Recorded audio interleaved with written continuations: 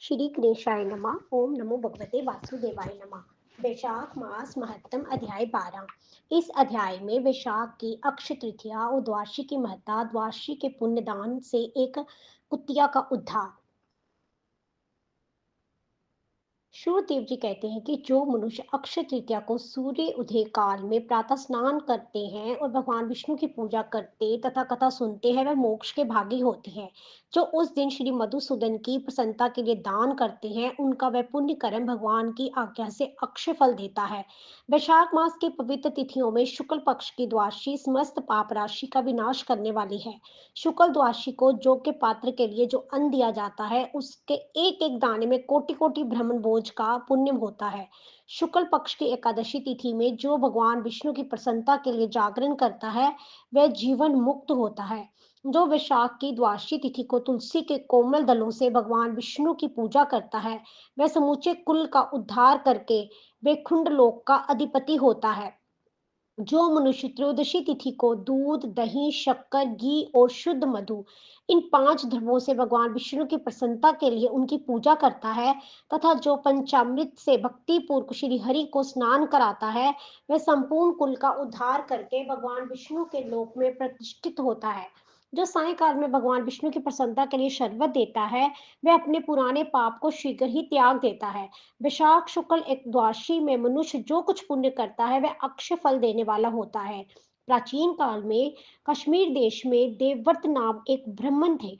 उनके सुंदर रूप वाली एक कन्या थी, जो मालिनी के नाम से प्रसिद्ध थी। ब्राह्मण ने उस कन्या का विवाह सत्यशील नामक बुद्धिमान द्विज के साथ करा दिया। मालिनी कुमार्ग पर चलने वाली चली होकर स्वच्छंदता पूर्वक इधर उधर रहने लगी।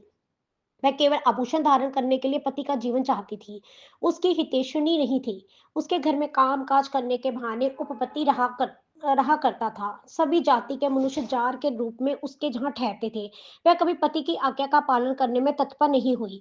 इसी दोष से उसके सब अंगों में कीड़े पड़ गए, जो काल अनंतक और जम की भांति उसकी हड्डियों को भी छेद डालते थे। उन कीड़ों से उसकी नाक, जीवा और कानों का उच्छेद हो गया।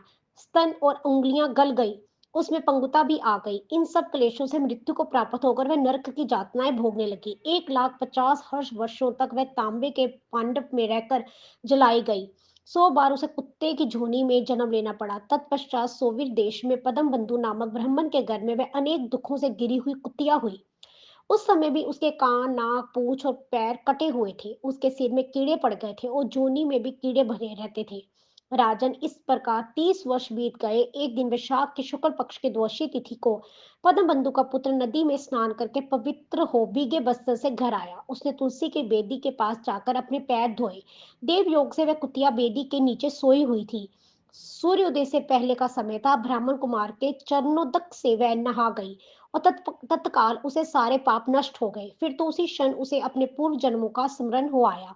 पहले के कर्मों की याद आने से वह कुतिया तपस्वी के पास जाकर दीनतापूर्वक पुकारने लगी, हे मुने, आप हमारी रक्षा करें। उसने पदबंधु मुनि के पुत्र से अपने पूर्व जन्म के दुष्चरण पूर्ण वृत्तांत सुनाए और ये भी कहा, ब्राह्मण, जो कोई भी दूसरी जुक्ति पति के ऊपर वशीकरण का प्रयोग करती है, वह दुराचारणी मेरी ही है तथा तांबे के पात्र में पकाई जाती है। पति स्वामी है, पति गुरु है और पति उत्तम देवता है। साध्वी स्त्री उस पति का अपराध करके कैसे सुख पा सकती है? पति का अपराध करने वाली स्त्री सैकड़ों बार त्रियोग्नि पशु पक्षियों की जोनी में और अरबों बार कीड़े की जोनी में जन्म लेती है। इसलिए स्त्रियों को सदैव अपने पति की आज्ञा पालन करनी चाहिए। ब्राह्मण, आज मैं आपकी दृष्टि के सम्मुख आई हूँ। यदि आप मेरा उद्धार नहीं करेंगे, तो मुझे पुनः इसी यातना पूर्वक घृणित जोनि का दर्शन करना पड़ेगा। अतः विप्र पर मुझे पापचारिणी को वैशाख शुक्ल पक्ष में अपना पुण्य प्रदान करके उबार लीजिए। आपने जो पुण्य की वृद्धि करने वाले द्वादशी की है, उसमें स्नान, दान और अन्न भोजन कराने से जो पुण्य हुआ है, उसे मुझ दुराचारणी का भी उद्धार हो जाएगा। महाभाग, दीनवत्सल, मुझ दुखिया के प्रति दया कीजिए। आपके स्वामी जगदीश्वर जनार्दन दीनों के रक्षक हैं। उनके भक्त भी उन्हीं के समान होते हैं। दीनवत्सल, मैं आपके दरवाजे पर रहने वाली कुतिया हूँ। मुझे दीना के प्रति दया कीजिए, मेरा उद्धार कीजिए। अंत में मैं आप द्विजेंद्र को नमस्कार करती हूँ। उसका वचन सुनकर मुनि के पुत्र ने कहा, कुतिया, सब प्राणी अपने किए हुए कर्मों से ही सुख दुख रूप का फल भोगते हैं। जैसे सांप को दिया हुआ शक्कर मिश्रित दूध केवल विष की वृद्धि करता है, उसी प्रकार पापी को दिया हुआ पुण्य उसके पाप में ही सहायक होता है। मुनि कुमार के ऐसे कहने पर कुतिया दुख में डूब गई और उसके पिता के पास जाकर अतस्वर से क्रंदन करती हुई बोली, पदम बंधु बाबा, मैं तुम्हारे दरवाजे की कुतिया हूँ। मेरे साथ तुम्हारी जूठन खाई है, मेरी रक्षा करो, मुझे बचाओ। गृहस्थ महात्मा के घर पर जो पालतू जीव रहते हैं उनका उद्धार करना चाहिए। ये वेद वेदांतों का मत है। चांडाल, कौवे, कुत्ते ये प्रतिदिन गृहस्थियों के दिए हुए टुकड़े खाते हैं अतः उनकी दया के पात्र हैं। जो आपने ही पाले हुए रोगादि से ग्रस्त एवं असमर्थ प्राणी का उद्धार नहीं करता, वह नरक में पड़ता है। ये विद्वानों का मत है।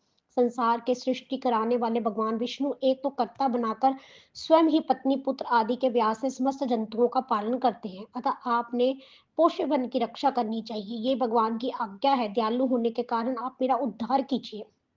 दुख से आतुर हुई कुतिया की ये बात सुनकर घर में बैठा हुआ मुनिपुत्र तुरंत घर से बाहर निकला। इसी समय दयानिदान पंत बंधु ने कुतिया से पूछा, ये क्या वृतांत है? तब पुत्र ने सब समाचार कह सुनाया।